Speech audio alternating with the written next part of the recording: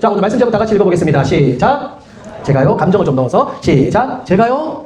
오늘은 사사기 말씀으로 제가요라는 제목으로 함께 말씀을 나누겠습니다. 여러분 이제 사진을 보면 혹시나 이런 순간이 있을 수도 있어요. 선생님이 이제 조별 과제 여러분들도 하죠. 갑자기 이거 발표할 사람, 이거 누가 대신해서 나와서 할 수 있는 사람 이렇게 하면 괜히 선생님의 눈을 마주칩니까? 피합니까? 피하죠. 그렇죠. 조장을 뽑아요. 예를 들어서 뭐 이제 팀원을 조장을 뽑는데 이거 조장할 사람 이렇게 하면 당연히 다 피합니다. 그럴 때 잘 생각해봐요. 그럴 때 여러분들의 마음에서, 우리의 마음에서 생각 속에 제일 먼저 떠오르는 게 뭐예요? 제가요? 저는 못하는데요? 다른 애 시키면 좋겠어요. 제발 저를 쳐다보지 말아주세요. 라고 그렇게 생각들을 합니다. 그럼 그렇게 생각해 볼 수 있겠죠. 우리는 왜 항상 늘 이렇게 말할까요? 왜 이렇게 말하고 생각할까요? 이유가 있죠. 사실 우리는 잘하는 것보다 못하는 게 훨씬 더 빨리 생각나기 때문입니다. 내가 얼마나 못한지, 내가 얼마나 부족한지, 자신이 없는지, 실수하는지를 그것만을 생각하는 거예요. 그래서 누군가가 나를 부르면, 누군가가 이렇게 목사님이나 선생님이 이야기를 하면 제일 먼저 나는 아니야 라고 생각을 하게 됩니다. 그런데 오늘 성경을 보면 이런 마음과 생각을 가진 또 한 명의 주인공이 등장하죠. 그 사람의 이름은 뭐다? 그 사람의 이름은 뭐예요? 따라합니다. 기드온. 놀랍게도 하나님은 그런 기드온을 향해서 이렇게 말씀하시는 거예요. 12절 시작. 여호와의 천사가 기드온에게 나타나 말했습니다. 힘센 용사여, 여호와께서 너와 함께 계신다. 하나님은 오늘 왜 기드온에게 이렇게 말씀하셨는지를 함께 살펴보고 은혜를 나누고자 합니다. 본론 첫 번째 시작. 기드온은 자신을 약한 사람이라 생각했다. 11절 있습니다. 시작. 기드온은 미디안 사람들에게 들키지 않으려고 포도주 틀에서 밀을 타작하고 있었습니다. 자, 기드온이 지금 어디에서 무엇을 하고 있었어요? 어디에서? 한글 다 읽을 줄 알죠? 어디에서? 포도주 틀에서 무엇을? 밀을 어떻게? 타작하고 있었어요. 이 장면이 여러분들 우리에게는 사실 잘 익숙하지 않아요. 목사님도 그런데 원래 밀이라는 것은 바람이 잘 부는 곳에서 타작을 해야 된대요. 왜냐하면 이거 탁탁 치면서 껍데기들이 바람에 어떻게? 날아가기 때문에. 그런데 기드온은 넓은 공터에서 하는 것이 아니라 어디에서? 좁은 포도주 틀 안에서 몰래 타작하고 있었어요. 왜냐하면 당시 이스라엘은 미디안이라는 나라에 7년 동안 계속 괴롭힘을 당하고 있었거든요. 몇 년 동안? 7년. 7년이 짧아요, 길어요? 굉장히 길어요. 여러분들이 초등학교 입학해가지고 중학교 들어갈 때까지 계속해서 이 미디안의 나라가 이 백성들을 괴롭히고 있었어요. 그래서 많은 사람들이 어떻게 살았냐면 산속이나 혹은 보이지 않도록 굴에 숨어서 살았는 경우가 굉장히 많습니다. 본문에 나오는 기드온 역시 자기 가족들이 먹을 수 있도록 그러니까 숨어서 이렇게 하고 있었던 거예요. 그런데 보세요. 기드온이 숨어 있었던 것은 그의 몸만이 아니라 그의 마음도 사실은 숨어 있었습니다. 13절을 볼까요? 시작. 무슨 말씀입니까? 여호와께서 우리와 함께 계시다면 왜 이토록 많은 괴로움을 겪어야 합니까? 라고 기드온이 지금 하나님께 따지고 있는 거예요. 더 쉽게 말하면 하나님, 정말 하나님께서 우리와 함께 하고 계시다면 우리가 왜 이렇게 미디안의 압제 속에 살고 있죠? 왜 우리가 고통받으면서 살아야 됩니까? 라고 따지는 겁니다. 그리고 조금 더 뒤에 가면 15절에서는 더 솔직하게 말하죠. 시작. 제 집안은 므낫세 지파 중에서도 가장 약합니다. 그리고 저는 제 집안에서도 가장 보잘것없는 사람입니다. 기드온은 자신을 이렇게 하나님께 고백하고 있어요. 나는 어떤 사람? 약한 사람. 나는 별 볼 일 없는 사람. 우리 집안은 굉장히 못한 집안입니다. 라고 말합니다. 혹시 우리도 그렇지 않을까요? 목사님 설교 서두에 이야기한 것처럼 나는 리더로서 자격이 없는 것 같아. 나는 남 앞에 서기에 부끄러워. 나는 이런 것을 감당할 수 있는 존재가 아니야. 더 나아가서는 나는 믿음도 별로야. 나는 하나님께서 쓰시기에 너무나도 부족한 사람이야. 라고 생각할 수가 있다는 거예요. 왜냐하면 우리는 계속해서 자꾸 자신을 내 부족함으로만 판단할 때가 있다는 거죠. 이러면 된다 안 된다? 안 된다. 그럴 만한 분명한 이유가 있습니다. 물론 두 번째 시작. 하나님은 기드온을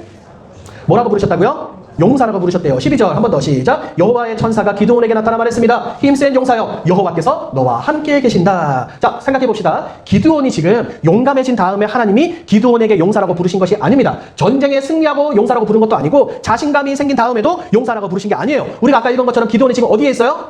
어디에? 포도주 이 틀 안에 숨어가지고 있는 겁니다. 그런데 하나님은 아직 두려워하고 있을 때 먼저 찾아오셔서 기드온에게 용사여라고 말해주셨어요. 사랑하는 여러분, 우리는 이렇게 생각하는 경우가 많아요. 내가 잘하면 내가 세상에서 인정받는다. 내가 강해지면 하나님이 나를 사용하실 거야. 내가 더 멋지고 더 잘나야 내가 세상에서 쭈구리같이 살지 않고 남부럽지 않는 삶을 살아갈 거야 라고 생각을 하지만 하나님의 방식은 다릅니다. 하나님께서는 부족하지만 연약하지만 모자라지만 그럼에도 불구하고 먼저 우리를 불러주셔서 사용하시는 하나님이신 줄 믿습니다. 그래서 14절을 보면 하나님은 이렇게 말씀하셨던 거예요. 시작. 여호와께서 기드온을 향해 말씀하셨습니다. 너에게는 이스라엘 백성을 구할 능력이 있으니 가서 너의 백성을 미디안 사람에게서 구하여라. 내가 너를 뭐한다? 보낸다. 하나님이 먼저 기드온에게 말씀하세요. 없는 힘을 있는 척하라고 하지도 않으셨고 하나님은 그저 내가 너를 보낸다라고 말씀하셨어요. 사랑하는 여러분, 목사님을 보세요. 하나님은 언제나 그러셨어요. 여러분 모세 알죠? 모세를 하나님이 애굽에 보내실 때도 똑같은 장면이에요. 하나님이 모세를 불렀을 때 떨기나무 가운데서 부르시고 그를 애굽으로 보내실다 하실 때 모세는 바로 순종했을까요? 안 했을까요?